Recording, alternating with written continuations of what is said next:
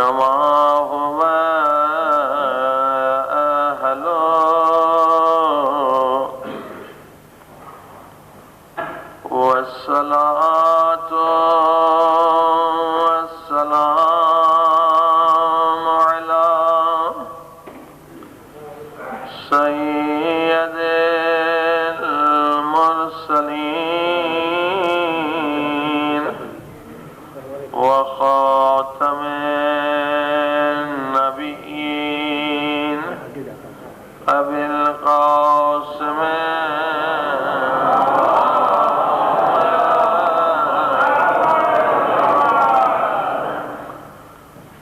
وآله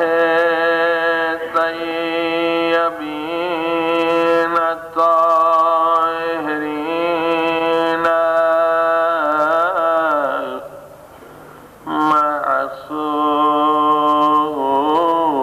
المعصومين. زمانے کے امام کی ظہور کے لیے سب دعا کریں. الہی عظم البلاء وبرح الخفاء وانكشف الغطاء وانقطع رجاء وضاقت الأرض ومنعت السماء وأنت المستعان وإليك المشتكى وعليك المؤول في شدة والرخاء. اللهم صل على محمد وآل محمد أولي الأمر الذين فرضت علينا طاعتهم وعرفتنا بذلك منزلتهم وفرج عنا بحقهم فرجا عاجلا قريبا كلمه البشر أو هو أقرب. سب مل يا محمد يا علي يا علي يا محمد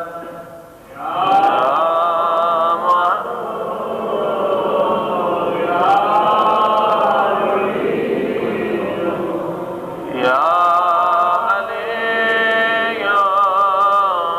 يا محمد اكفياني فإنكما كافيان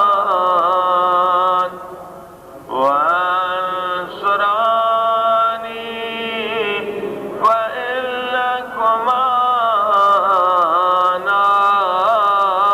ناصرا يا مولانا يا صاحب الزمان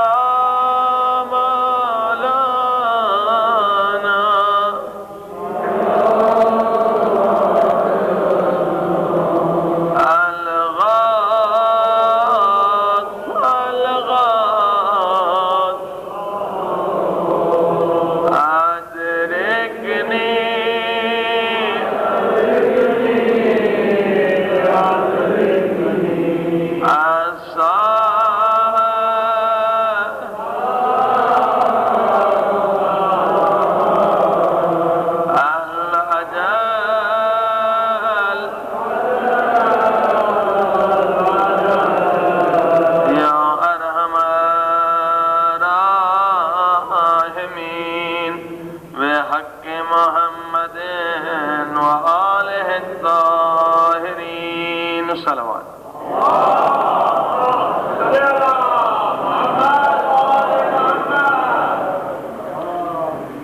اما بعد فقد قال اللہ تبارک وتعالی فی کتابہ المجید بسم اللہ الرحمن الرحیم الذین یتبعون الرسول النبی الأمی الذی یجدونہ مکتوبا عندهم فی التوراة والانجیل صلوات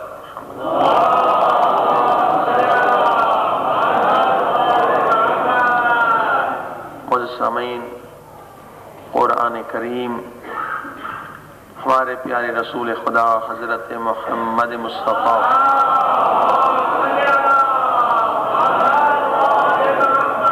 صلی اللہ علیہ وآلہ وسلم کا زندہ معجزہ ہے. قرآن میں ہر مشکل کا حل موجود ہے. قرآن مجید میں ہر بیماری کا علاج موجود ہے. قرآن میں وَلَا رَطْبٍ وَلَا يَابِسٍ إِلَّا فِي كِتَابٍ مُبِينٍ. قرآن میں ہر خشک اور تر کا ذکر موجود ہے مگر معلوم اسے ہے جو وارث قرآن. وارث قرآن کے در پر جھکیں گے تو قرآن سے ہر چیز مل جائے گی. مگر لوگوں نے کیا کیا کہ وارث قرآن کو چھوڑ دیا اور کہا بس ہمارے لیے کتاب ہی کافی. اس کی مثال یوں علماء بزرگ دیتے ہیں کہ ایک بہت بڑے حکیم تھے اور بہت سخی بھی تھے. علم دینے میں بھی سخی تھے کہ آ جاؤ میرے شاگرد بن جاؤ یہ علم تمہیں دوں گا. مشہور حکیم. اب کسی بدبخت نے علم تو لینا نہیں تھا مگر ان کی مسند پہ قبضہ کرنا تھا. اب اس نے کیا کیا؟ حکیم صاحب کو قتل کر دیا. حکیم صاحب کی دکان پہ قبضہ کر لی, دواؤں کی دکان. اب مریض تو آ رہے ہیں مگر اس کمبخت کو یہ تو نہیں پتا کہ یہ دوا کس مرض کے لیے ہے. صلوات پڑھی محمد و آل محمد.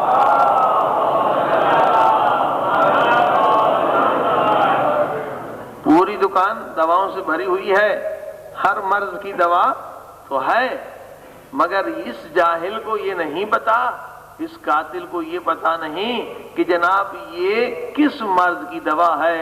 تو کسی مریض کو جو بھی دوا دیتا ہے بجائے شفا کے اسے اور پریشانی ہوتی ہے. صلوات پڑھی محمد.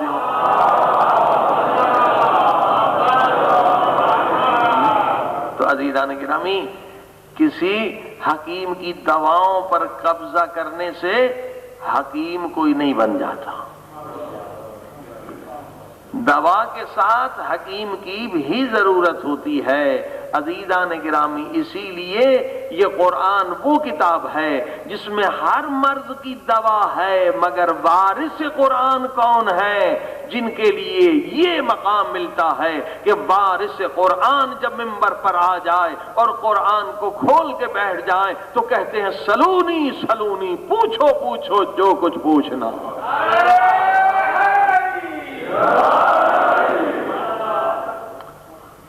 زمین کے راستوں سے آسمان کے راستے علی زیادہ جانتے.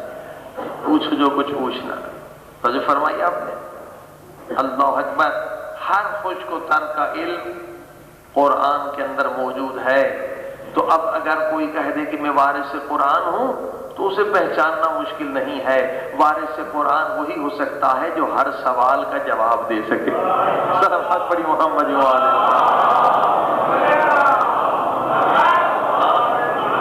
وارث قرآن وہی ہو سکتا ہے جو ہر سوال کا جواب دے سکے. اگر سوال نہ آئے اور کہے لولا علی, اگر علی نہ ہوتا تو میں ہلاک ہو جاتا, تو یہ خود نشانی ہے یہ وارث قرآن نہیں ہے. صلوات پڑھیں محمد و آلہ.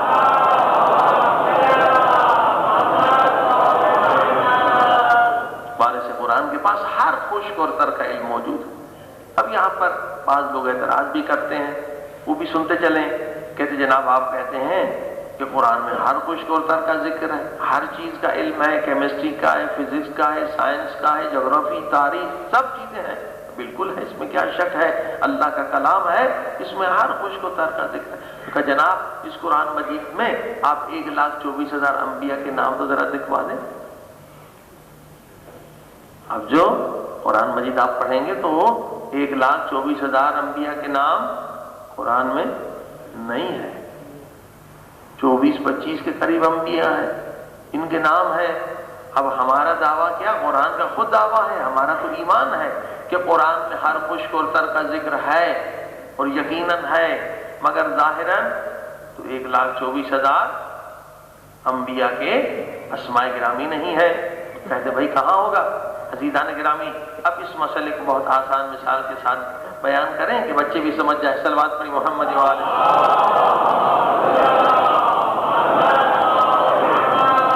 یقیناً قرآن مجید کے اندر ہر خشک اور تر کا ذکر موجود ہے، 1,24,000 انبیاء کا تذکرہ بھی موجود ہے، مگر ظاہراً ہمیں نظر نہیں آ رہا۔ اب کیسے نظر آئے گا، کیسے پتہ چلے گا؟ اس کی مثال مثلا ہم آپ کے سامنے ایک مرتبہ کیا کرتے ہیں، نیم کا بیج رکھتے ہیں۔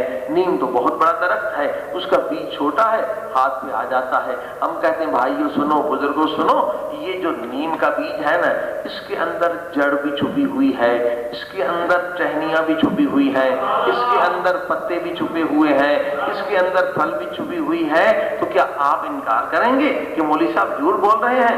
آپ کہیں گے بالکل صحیح بات ہے، مولوی صاحب علمی بات کہہ رہے ہیں، یہ ہے تو چھوٹا سا بیج، مگر اس کے اندر جڑ بھی پوشیدہ ہے، ٹہنیاں بھی ہیں، پتے بھی ہیں، پھل بھی ہے۔ چلو یہ تو آپ سب نے مان لیا، لیکن اب یہ ظاہر کب ہوں گے؟ اگر اس چھوٹے بیج کو ہم سونے کے صندوق میں رکھ دیں تو کیا جڑ نکل آئے گی؟ نہیں نکلے گی۔ اگر ہم پلاٹینیم کی ڈبی میں ڈال دیں تو کیا جڑ نکل آئے گی؟ نہیں آئے گی۔ اتنی قیمتی چیز میں رکھا ہم نے، پھر بھی جڑ نہیں نکلی، تو آپ کہیں گے یہ اس کا صحیح مقام نہیں ہے۔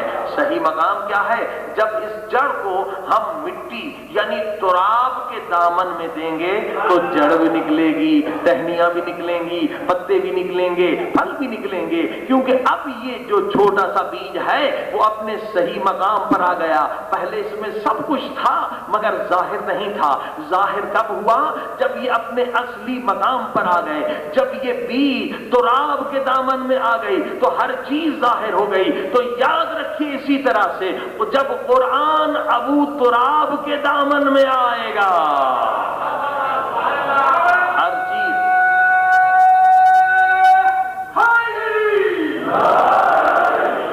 ہر چیز ظاہر ہو جائے گی۔ جب یہ قرآن اہل بیت کے دامن میں آئے گا، سبحان اللہ، آج بھی پوری دنیا پر احسانات ہیں اہل بیت کے۔ حتیٰ کہ جو سائنسی ترقی آپ دیکھ رہے ہیں، اس کے بھی بانی امام جعفر صادق علیہ السلام ہے۔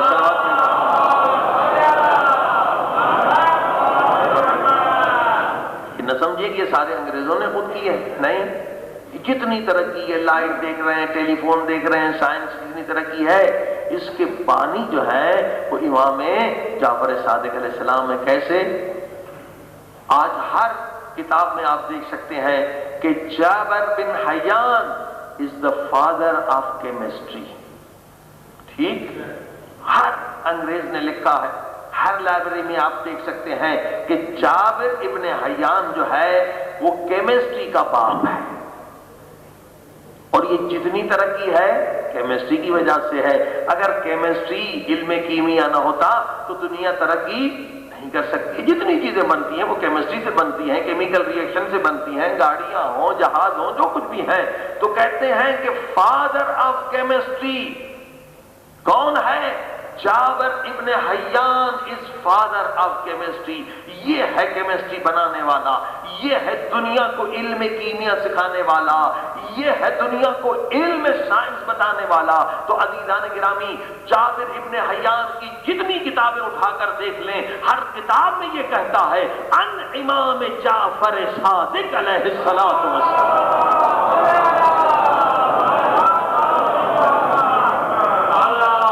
میں نے یہ نسخہ امام جعفر صادق علیہ السلام سے سیکھا ہے۔ تو اصل آج بھی دنیا پر احسانات ہیں اہل بیت کے۔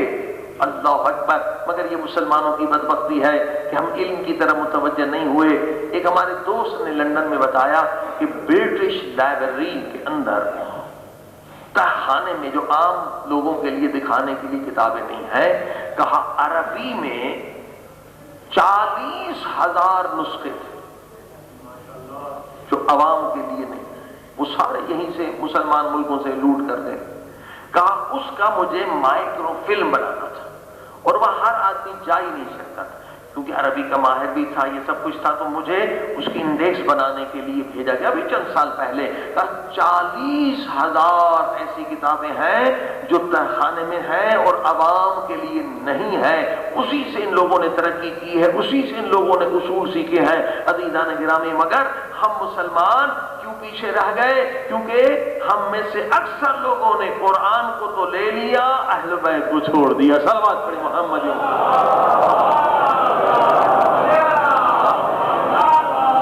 مولا علی کہہ رہے آؤ میں آسمانوں کے راستے زمین کے راستوں سے زیادہ جانتا ہوں. ہاں مگر بدبختوں نے فائدہ نہیں لیا. یہ لوگ جو آج کل سائنسدان کہتے ہیں کاش ہم مولا علی کے زمانے میں ہوتے تو مولا سے پوچھتے مریخ پہ کیسے جا سکتے. ہاں مولا علی کہہ رہے پوچھو پوچھو جو کچھ پوچھنا ہے، میں زمین کے راستوں سے آسمان کے راستے زیادہ جانتا ہوں. ایک جاہل کھڑا ہو جاتا ہے، کہتا ہے اگر آپ کے پاس اتنا علم ہے تو بتائیں میرے سر میں بال کتنے ہیں. صلوات پڑھیں محمد.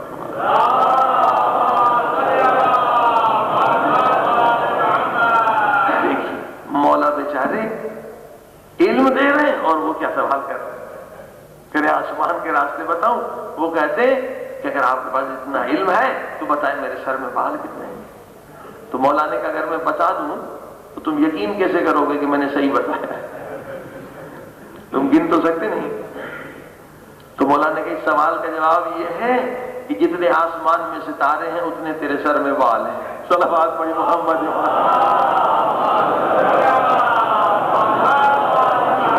اہل بیت علم دینا چاہتے ہیں مگر کوئی علم لینے والا نہیں. ہاں عزیزان گرامی، یہ جو لائٹ دیکھ رہے ہیں آپ، یہ مولا علی جنگ صفین سے غالباً واپس آ رہے تھے یا کوئی جنگ سے. ایک مرتبہ دریا گزر رہا تھا، دریا کی تیز دھار گزر رہی تھی. مولا نے اس پر عصا کو مار کر کہا کہ اگر یہ لوگ علی کو فرصت دیتے تو میں علی اس پانی سے تمہارے گھروں کو روشن کر دیتا. یہ تھرمل بجلی اسی مولا کے فارمولا سے تو انہوں نے یہ تھرمل بجلی بنائی ہے کہ اگر علی کو فرصت لوگ دیتے تو علی اس پانی سے تمہارے گھروں کو روشن کر دیتا. اصول اہل بیت نے دیے ہیں. صلوات پہ محمد والے.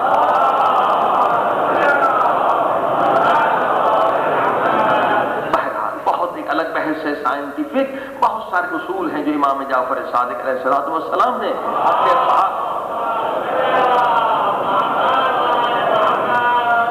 اپنے موضوع کی طرف. عزیزان گرامی، رمضان کا مہینہ بس تھوڑی راتیں رہ گئی ہیں. آئیے جو راتیں رہ گئی اس سے خوب فائدہ لیں، خوب نورانیت حاصل کریں. یہ مہینہ خود کو پاک کرنے کا مہینہ ہے، مریضوں کے لیے شفا کا مہینہ ہے، چاہے امراض جسمانی ہو یا روحانی. آپ سن رہے ہیں کہ مولا علی فرما رہے ہیں کہ بیماریاں 3 قسموں کی ہیں. جسمانی بیماری سے زیادہ خطرناک نفس کی بیماری. لوگوں اگر نفس کی بیماری تم لے گئے قبر میں تو 70 اژدہا 70 عذاب تم پہ مسلط ہو جائیں گے. یہ نفس کی بیماری کیا ہے آج ہمیں نظر نہیں آ رہی. جیسے آپ دیکھتے ہیں نا پہاڑ ہوتے ہیں، اس کے اندر سے لاوا پک رہا ہوتا ہے مگر عام آدمی کو پتا نہیں ہوتا. اسی کو پتا ہوتا ہے جو جیولوجسٹ ہوتا ہے، جو متخصص ہوتا ہے، اسپیشلسٹ ہوتا ہے کہ اس کے بھاگو یہاں سے اندر سے لاوا پک رہا ہے. مولا فرما رہی ہے اگر تمہارے اندر تکبر ہے، یہ غیبت ہے، یہ عجب ہے، بہت ساری بیماریاں ہیں. یہ بیماریاں کیا ہیں آج تمہیں پتا نہیں چل رہا ہے مگر یہ بالکل تمہارے وجود کے نیچے، وجود کے اندر کیا ہے کہ لاوا پک رہا ہے. جیسے تمہاری روح نکلے گی یہ لاوا پھٹے گا، وہ وہ اژدہا نکلیں گی اور تم عذاب میں مبتلا ہو جاؤ گے۔ ہم نے تکبر پر گفتگو کی، اس کے بعد جو بیماری بہت خطرناک ہے جو عام دیکھی جاتی ہے بغض و عداوت پر، یہ بہت خطرناک بیماری ہے، اس سے عبادتیں ضائع ہو جاتی ہیں، اس پر گفتگو کی۔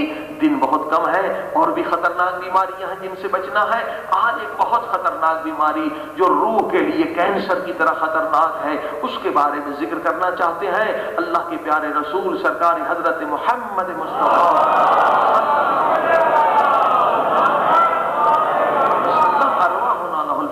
اس بیماری کے بارے میں بہت پریشان تھے۔ دیکھا اللہ کے رسول بہت غمگین ہے، رونے جیسا چہرہ، غم کے آثار۔ اللہ کے رسول کیا بات ہے، ہمارے ماں باپ آپ پہ قربان، کیا صدمہ ہے، کیا دکھ ہے۔ کہا ایک آخری زمانے کا میں منظر دیکھ رہا ہوں، آخری زمانے کے مسلمان مومن دیکھ رہا ہوں۔ اللہ کے رسول کیا دیکھ رہے ہیں؟ کہ میں دیکھ رہا ہوں کہ وہ سب پھر مشرک ہو جائیں گے۔ سب سے مراد اکثریت ہے کہ اکثر وہ مشرک ہو جائیں گے۔ یہاں سارے اصحاب بھی پریشان ہو گئے۔ اللہ کے رسول یہ پھر سارے مسلمان پھر بت پرستی کرنے لگیں گے؟ فرمایا نہیں، بت پرستی نہیں کریں گے مگر مشرک ہو جائیں گے۔ کہ اللہ کے رسول پھر کیسے مشرک ہوں گے جب بت پرستی بھی نہیں کریں گے؟ فرمایا ریا کی بیماری میں مبتلا ہو جائیں گے۔ الریا هو الشرک کلا، اور ریا جو ہے وہ پورے کا پورا شرک ہے۔ صلوات پڑھیں محمد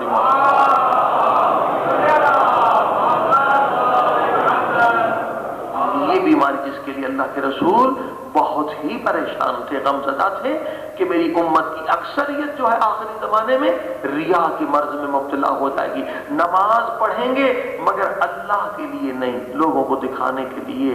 حج پہ جائیں گے مگر اللہ کے لیے نہیں، لوگ حاجی صاحب کا نام ان کے ساتھ خطاب کریں، لوگوں کو دکھانے کے لیے۔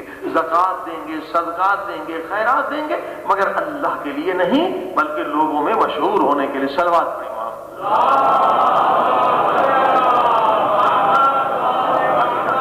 یہ بہت خطرناک بیماری ہے۔ شرک جو ہے گناہ کبیرہ میں سے ہے، سب سے بڑی نجاست ہے، سب سے بڑا گناہ ہے، اس سے بچیے۔ جیسے میں نے کہا تکبر، پہلے جب ہم بات کریں گے بھائی تکبر، الحمدللہ ہمارے اندر تکبر نہیں ہے، لیکن جب غور کریں گے تو بہت ساری نشانیاں ہمارے اندر سے نکل آئیں گی۔ شرک بھی ایسے ہے، ریا بھی ایسے ہے، نہیں الحمدللہ ہم مخلص ہیں، ہم بہت مخلص ہیں مولوی صاحب، ہمارے اندر کوئی ریاکاری نہیں ہے۔ صلوات پہ محمد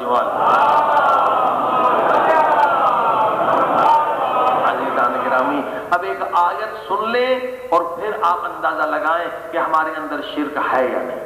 یہ شرک بہت، یا ریاکاری والا شرک جو ہے بہت خطرناک ہے۔ بہت کم لوگ ہیں جو اس شرک سے بچے ہوئے ہیں۔ اسی شرک کے لیے سورہ یوسف نے کہا وَمَا يُؤْمِنُ أَكْثَرُهُمْ بِاللَّهِ إِلَّا وَهُمْ مُشْرِكُونَ۔ اکثر جو ایمان لائے ہیں نا ان کے دل میں شرک موجود ہے۔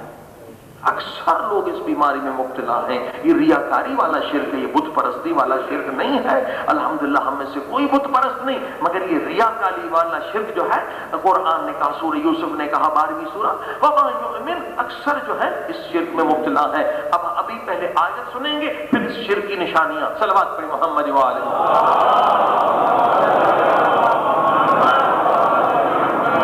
آیت بھی عجیب آیت ہے، آپ نے سنی ہوگی۔ شیطان کو جب اللہ نے نکالا تو اس نے نعرہ بلند کیا فَبِعِزَّتِكَ، تیری عزت کی قسم، لَأُغْوِيَنَّهُمْ أَجْمَعِينَ، میرے اللہ میں تیرے سارے بندوں کو گمراہ کروں گا، إِلَّا عِبَادَكَ مِنْهُمُ الْمُخْلِصِينَ، مگر جو تیرے مخلص بندے ہیں میں انہیں گمراہ کر ہی نہیں سکتا۔ عزیزان گرامی، اب آپ نے دیکھا اگر شرک ختم ہو جائے تو انسان مخلص بن جاتا ہے، اور جب مخلص بن جاتا ہے تو شیطان کا زور اس پہ چلتا ہی نہیں ہے۔ اب اگر ہم پہ شیطان کا زور چل رہا ہے کیونکہ کہیں نہ کہیں نجاست شرکی موجود ہے، بھائی مکھی وہاں آتی ہے جہاں نجاست ہوتی ہے، نجاست کو باہر پھینک دے مکھی باہر چلی جائے گی۔ صلوات پڑھیے محمد وآلہ۔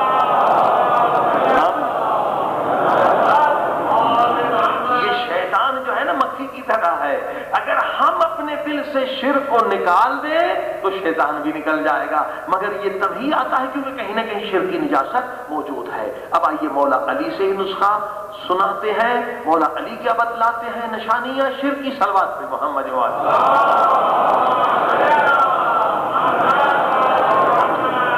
اب سنیے مولا علی کا فارمولہ، یہ چیک اپ ہو رہا ہے، ہاں بالکل مفت میں چیک اپ ہو رہا ہے، ورنہ آج کل چیک اپ کے لیے آپ کو پتہ ہے کتنے ٹیسٹ دینے پڑتے ہیں، یہ مولا علی مفت میں آپ کا چیک اپ کر رہے ہیں۔ صلوات پہ محمد۔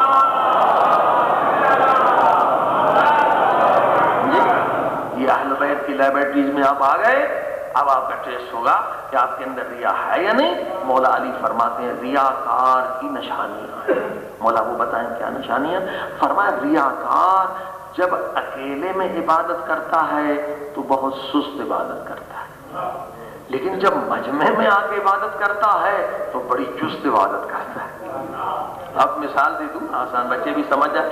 اکیلے میں نماز پڑھتے ہیں 4 رکعت 2 رکعت ایکسپریس نماز، فوراً ختم۔ مسجد میں پڑھنے فلاں دیکھ رہا ہے فلاں دیکھ رہا ہے، اللہ اکبر بڑی آواز بنا کے ٹائم کے مخرج نکال کے آواز سے نماز پڑھتے ہیں۔ اب مولا علی کہہ رہے ہیں کہ اگر یہ اللہ کے لیے عبادت کر رہا ہے تو خدا تو تنہائی میں بھی ہے اور مجمع میں بھی ہے۔ صلوات پڑھے محمد وآلہ محمد۔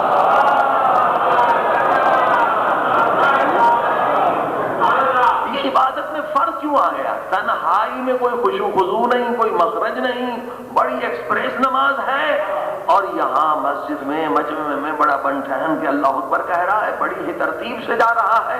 تو یہ نشانی ہے اس کے اندر شرک کی نجاست ہے۔ عزیزان کرام، یہ جو مسائل ہیں نا اخلاقی، ان کا بڑا آپس میں ربط ہوتا ہے۔ یہ کبھی اگر آپ نے آدھی گفتگو سن لی نا، وہ جو کہتے ہیں کہ نیم حکیم خطرے جہان اور نیم اللہ خطر ایمان، یہ وہی بات آ جاتی ہے۔ ریاکاری کی اگر آدھی بحث کسی نے سن لی، اب یہ مجھے بتانا مجبوراً پڑ رہا ہے ورنہ اس کی بحث کل آئے گی، لیکن میں نے کیونکہ تجربہ کیا ہے کہ بعض لوگ آدھی بحث لے کر گمراہ ہو جاتے ہیں۔ اب یہ مجلس ہم نے چند سال پہلے گھر میں پڑھی ریاکاری کہ بھائی مسجد میں ریاکاری نہ کرو، اللہ کے لیے پڑھو، جیسے گھر میں اللہ ہے مسجد میں۔ تو مجلس کا الٹا اثر ہوا، 2 نوجوان آئے کہ مولوی صاحب پہلے ہم نماز ظہر کے بعد یا مغرب کے بعد مستحب نمازیں پڑھتے تھے، مگر جب سے آپ کی مجلس ریاکاری پر سنی ہم نے وہ نمازیں پڑھنا چھوڑ دی۔ میں نے کہا لا الہ الا اللہ، یہ الٹا اثر ہو گیا۔ صلوات پڑھ محمد۔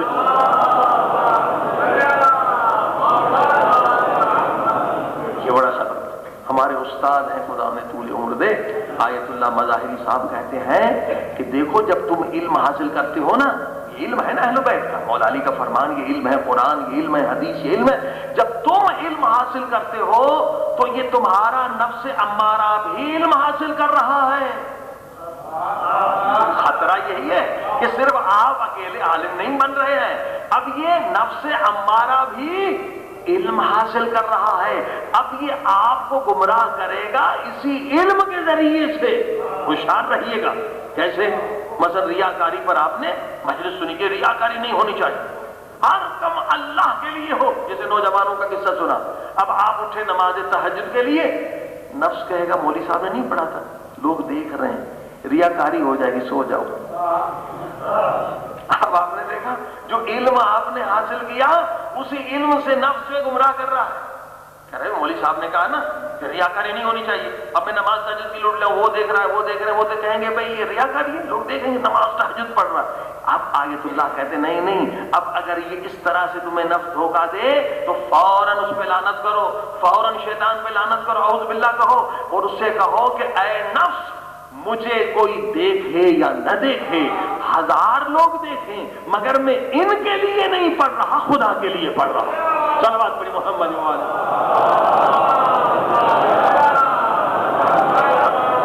دیکھیے وسوسے تو آتے رہتے ہیں، ہم معصوم تو نہیں ہیں، یہ وسوس فی صدور الناس، شیطانی وسوسے آتے ہیں۔ شیطان اگر وسوسہ کرے تو وہ ریا نہیں ہے، مثلا وہ دونوں نوجوانوں کو میں نے کہا بیٹے آپ نماز پڑھیں، یہ شیطان نے وسوسہ کیا، نفس نے دھوکہ دیا، آپ اپنی نیت کو ٹھیک کر لیں کہ میں بندوں کے لیے نماز نہیں پڑھ رہا، خدا کے لیے نماز پڑھ. صلوات پڑھیں محمد.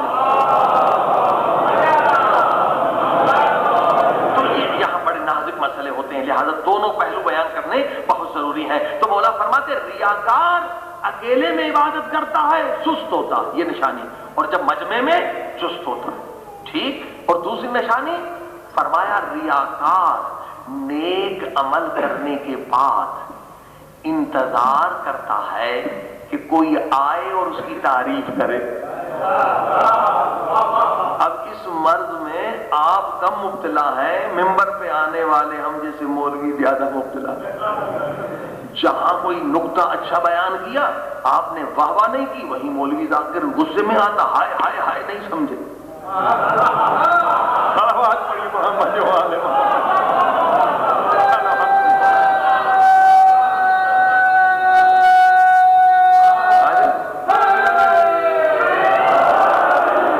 اس بیماری میں ہم مولوی زیادہ مبتلا ہیں. کہا ریاکار، مولا علی کا ریاکار کی پہچان یہ ہے کہ جب نیک کام کرتا ہے نا تو انتظار کرتا ہے کہ اب لوگ آ کے میری تعریف کریں، یا اگر تعریف نہیں کرتے تو کسی بہانے سے وہ موضوع لے کر آتا ہے کہ یہ امام برگاہ میں نے بنایا، یہ مسجد میں نے بنائی، یہ کتاب میں نے، یہ مدرسہ میں نے، کسی نہ کسی بہانے سے، تاکہ لوگ سنیں اور میری تعریف کریں. اب امام فرماتے ہیں کہ اگر یہ عمل اللہ کے لیے کر رہا تھا، اگر نیت تھی اللہ کی رضا، تو لوگوں کی واہ واہ کا انتظار کس لیے ہے؟ صلوات پڑھیں محمد وآلہ.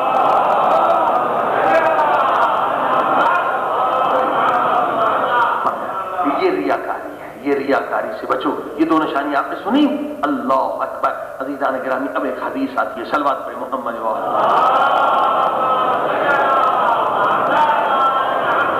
اللہ کے پیارے رسول صلی اللہ علیہ وسلم، یہ حدیث شیعہ سنی سب نے نقل کی ہے کہ قیامت کے دن آواز آئے گی، سب سے پہلے آواز آئے گی، اے علماء، حاضر کیا جائے علماء کا.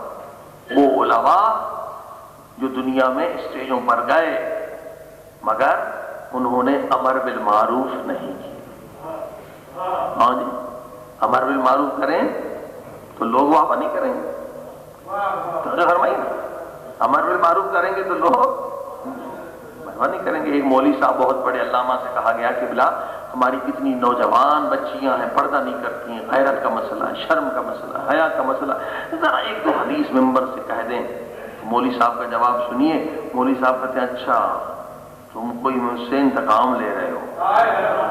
وہ بیچارے کرے امر بالمعروف کرو. مولوی صاحب کہتے تم نے کوئی مجھ سے دشمنی کی ہے، اگر میں پردے پہ پڑھ دوں گا تو لوگ مجھ سے پردہ کرنے لگیں گے. صلوات پڑھی محمد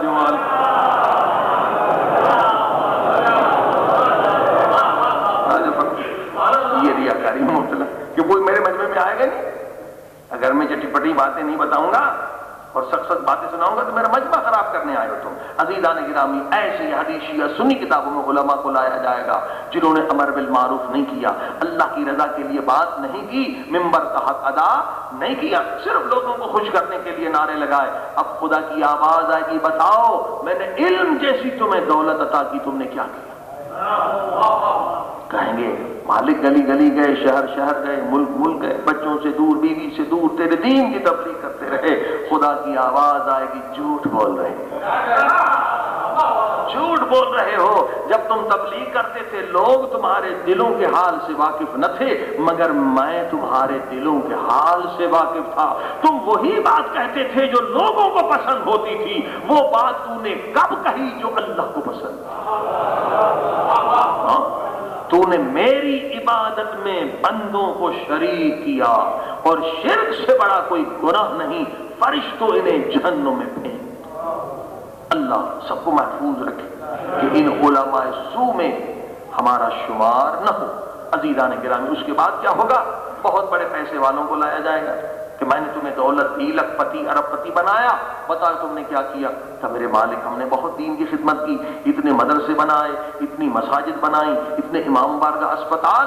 خدا کی آواز آئے گی تم بھی جھوٹ بولتے ہو، ہاں پیسے تو دیتے تھے مگر آج کل سلسلہ کیا ہوتا ہے کہ میرے نام کی تختی لگا دینا، یہی تختی انسان کو تختے پہ چڑھا دیتی ہے۔ صلوات پڑھیں محمد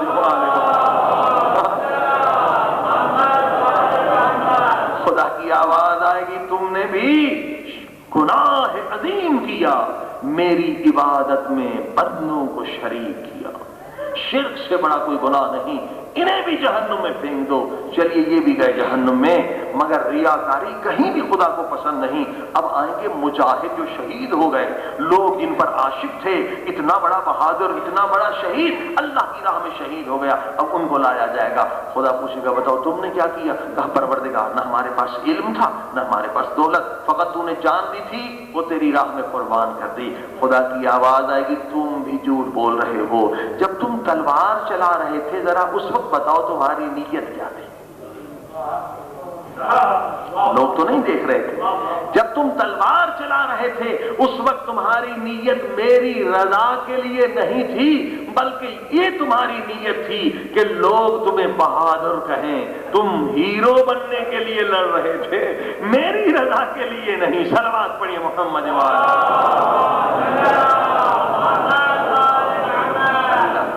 یہ ریاکاری بہت خطرناک تھی، بہت خطرناک۔ کل تفصیل سے اہم اس کی باتیں رہ گئیں جو کل بیان کریں گے۔ عزیزان گرامی کبھی کیا ہوتا ہے کہ بندے کی نیت ہی ریاکاری، نیت ہے کہ واہ واہ ہو جائے، لوگ میری تعریف کریں، لیکن نہیں، کبھی بندے کی پہلے نیت اللہ کی رضا ہوتی ہے، بعد میں شیطان اس کی نیت بدلتا ہے۔ مثلا کیسے؟ اب ہم مجلس پڑھ رہے ہیں اللہ کی رضا کے لیے، اب ہم نے دیکھا بہت بڑے آیت اللہ آ گئے، بہت بڑے کوئی علامہ آ گئے، بہت بڑے اسکالر آ گئے، اب ہم نے کیا کیا؟ ہم نے کہا ذرا آپ نے خطابت کے جوہر دکھائیں، یہ ہماری مجلس میں آ گئے، ذرا خوب نعرے لگوائیں، یہ بھی کہیں واہ جی کیا خطیب ہے۔ اب پہلے اللہ کے لیے پڑھ رہے تھے، اب اللہ کی عبادت میں اسے شریک کر لیا، شرک ہو گیا۔ صلوات پڑھیں محمد۔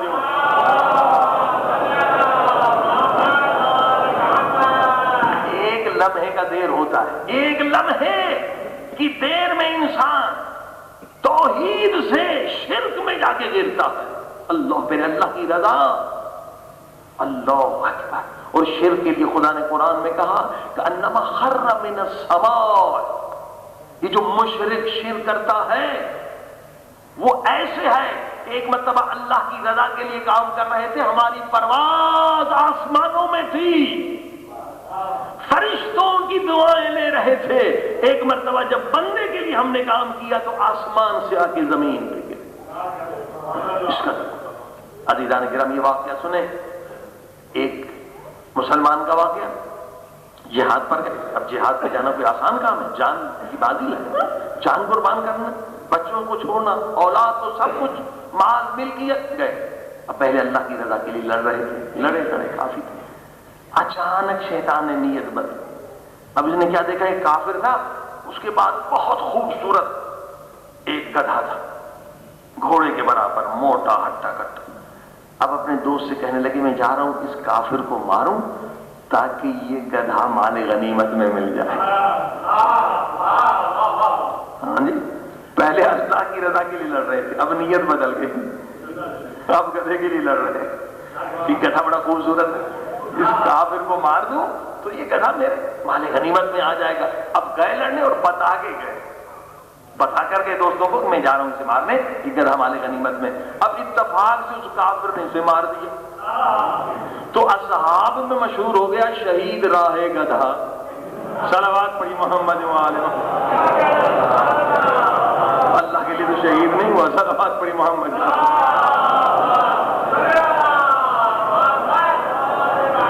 اس قدر پستی میں انسان گر جاتا ہے کہ عرش سے آ کے جہنم کی تہ سے گرتا ہے جب انسان کی نیت بدل جائے اور ریاکاری کی طرف چلا جائے۔ ریاکاری سے کیا ملنا ہے؟ کچھ بھی نہیں ملنا ہے، عبادتیں نابود ہو جاتی ہیں۔ کل انشاءاللہ اس کا نسخہ بھی بتائیں گے، اس بیماری سے کیسے بچا جائے۔ صلوات پڑھیں محمد وآلہ۔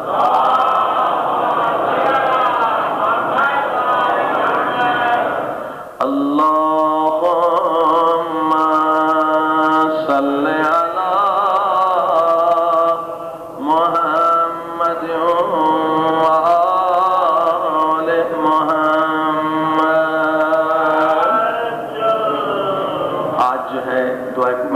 انشاءاللہ دعائے کمیل میں تفصیل سے مسائل پڑھے جائیں گے. ابھی مختصر انشاءاللہ، کیونکہ سوال جواب کا سلسلہ آج نہیں ہوگا، اس کی جگہ پر نماز کے بعد افطاری کے بعد دعائے کمیل.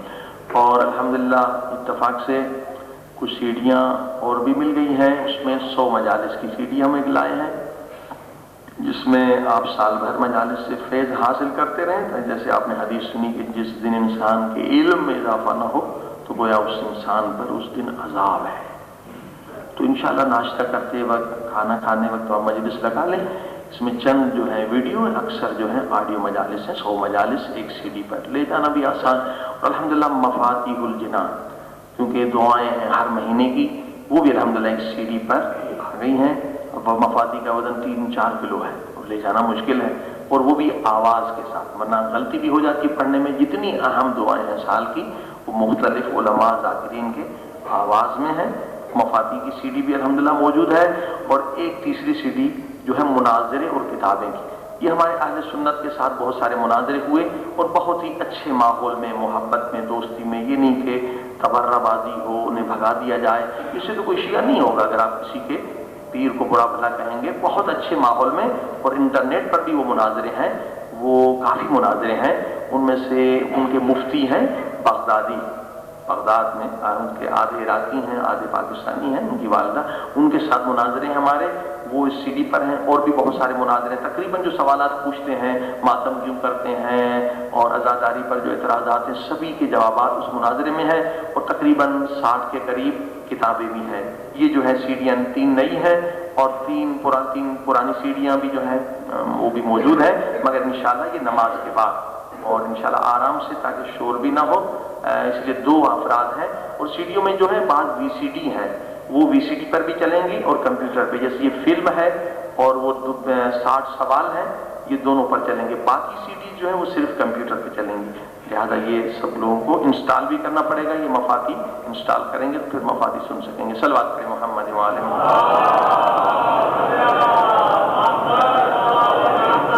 اللہ.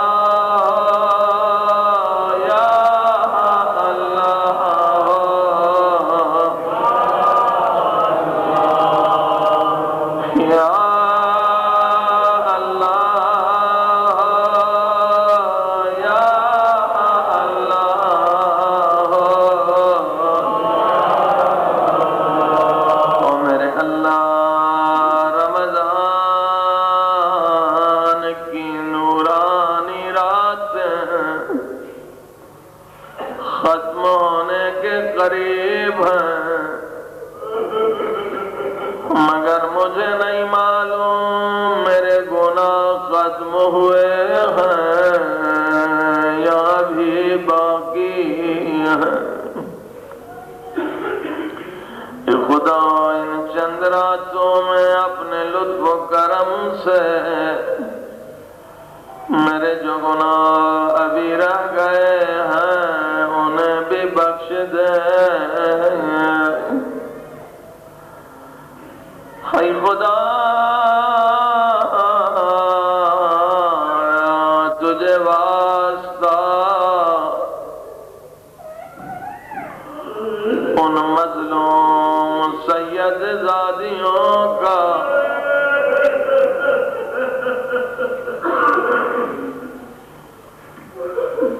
ان نبی کی نواسیوں کا تجھے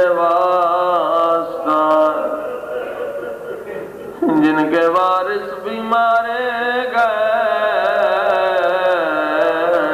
بچے بھی مارے گئے، او میرے اللہ اس وقت کا تجھے واسطہ جب پیاسوں کے خیموں میں آگ لگا دی گئی،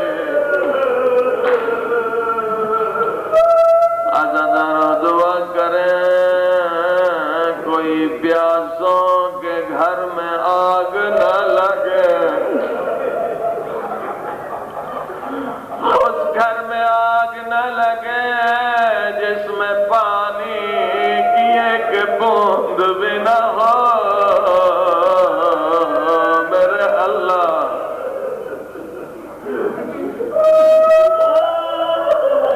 ہزاروں خیموں کا جلنا ایک طرف، مگر جو ایک دوسری مصیبت تھی اس کی طرف کبھی آپ نے شاید توجہ نہ کی ہو۔ دوسری مصیبت کیا؟ امام حسین علیہ السلام نے عاشور کی شب سے پہلے حفاظت حرم کے لیے خیموں کے چاروں طرف خندق کھودی تھی تاکہ کوئی دشمن اندر نہ آ سکے، بے احترامی نہ کر سکے۔ چاروں طرف خیام کے خندق تھی، آنے جانے کا دروازہ ایک تھا۔ اب جب خیموں میں آگ لگی، سید زادیاں ایک دروازے سے نکل رہی تھی اور اسی دروازے سے ظالم تازیانہ لے کے آگے بڑھ رہے تھے، کوئی اور دروازہ نہیں تھا۔ میرے اللہ یتیموں کا تجھے ہے واسطہ، آنکھوں میں آنسو ہیں، سب مل کے فریاد کریں یا غفار یا غفار۔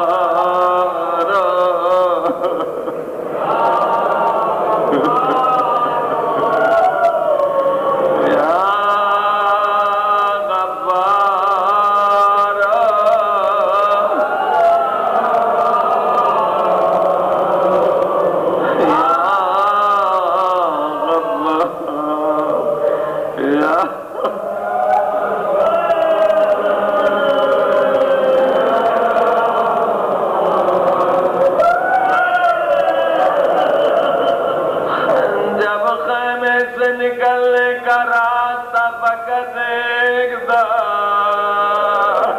دشمن کا حملہ بھی وہیں سے تھا۔ اے خدا، جب کوئی ظالم کسی بیوی کے سر پہ نیزہ مارتا ہوگا، بیوی کی کیا فریاد بلند ہوتی ہوگی، یا ابا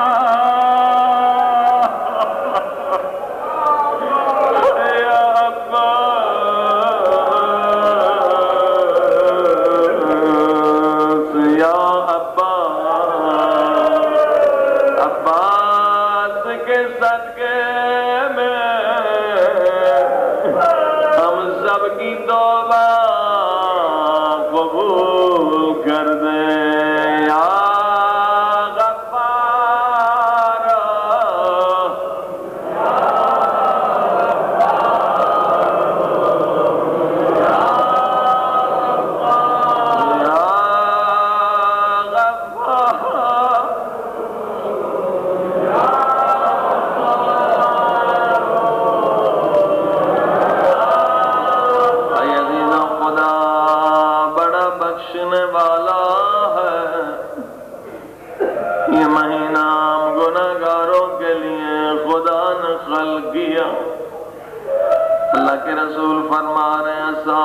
مجمع میرے صحابیوں مسلمانوں، جس گناہ کو یاد کر کے تم ایک آنسو بہاؤ گے، اس گناہ سے جتنا عذاب قبر میں بنا ہے، قیامت میں بنا ہے، جہنم میں بنا ہے، سب جائے، مگر حاسبو قبل ان تحاسبو، اپنے گناہوں کا ٹھیک حساب کر لو، کوئی گناہ رہنے نہ پائے، کوئی گناہ بھول نہ جانا، ورنہ قیامت و قبر میں بچ جاؤ گے۔ عزیزو آج شب جمعہ خوب حساب کر لیں، اگر 19 کی رات کوئی گناہ یاد نہ آیا تو آج اسے یاد کر کے مٹا لیں، اگر 21 23 کو کچھ گناہ رہ گئے ہیں جن پہ ہم نے گریہ نہیں کیا،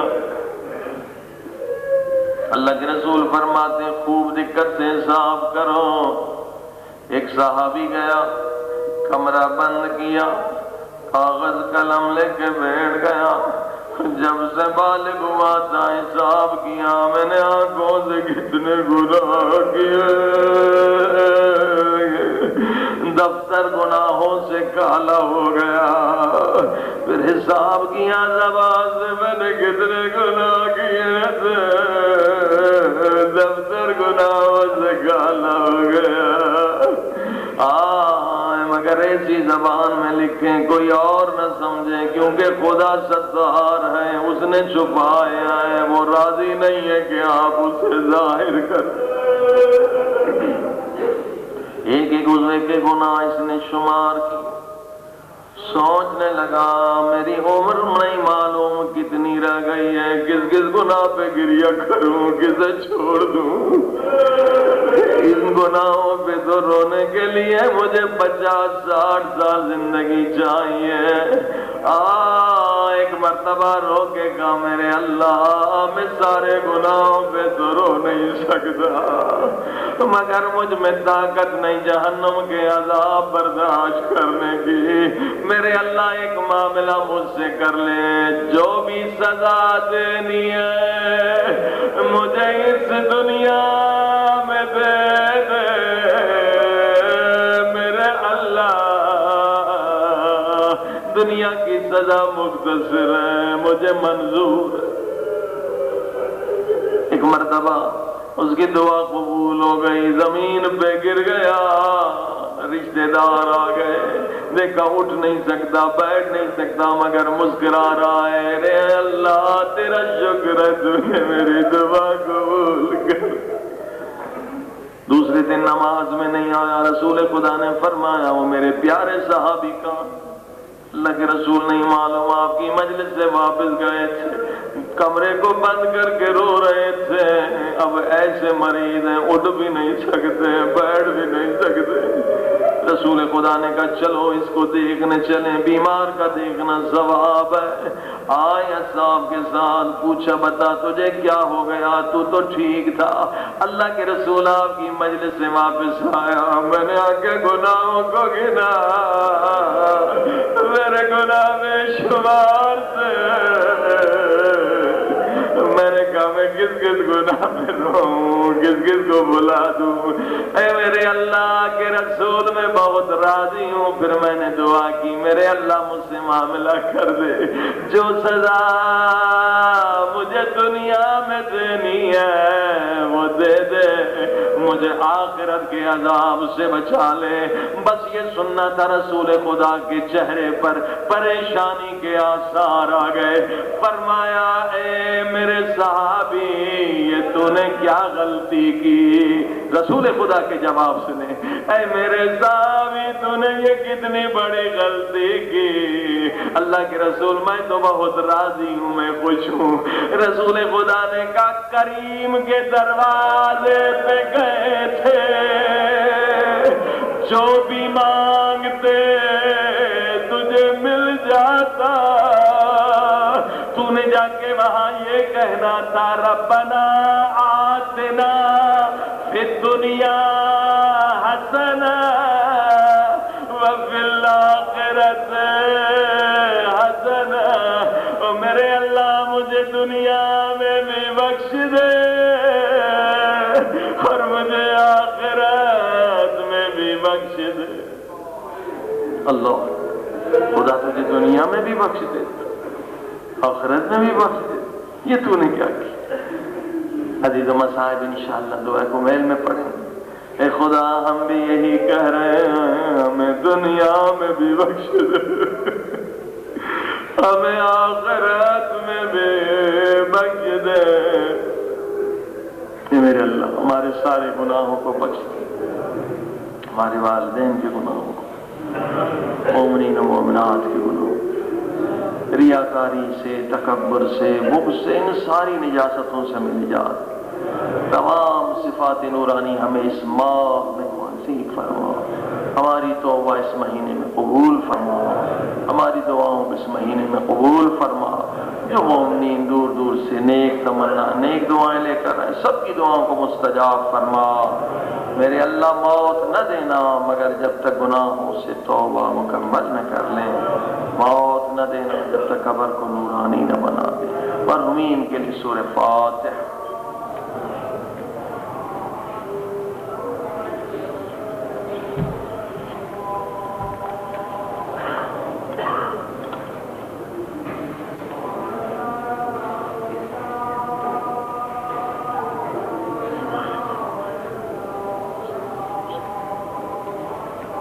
اللهم صل على محمد.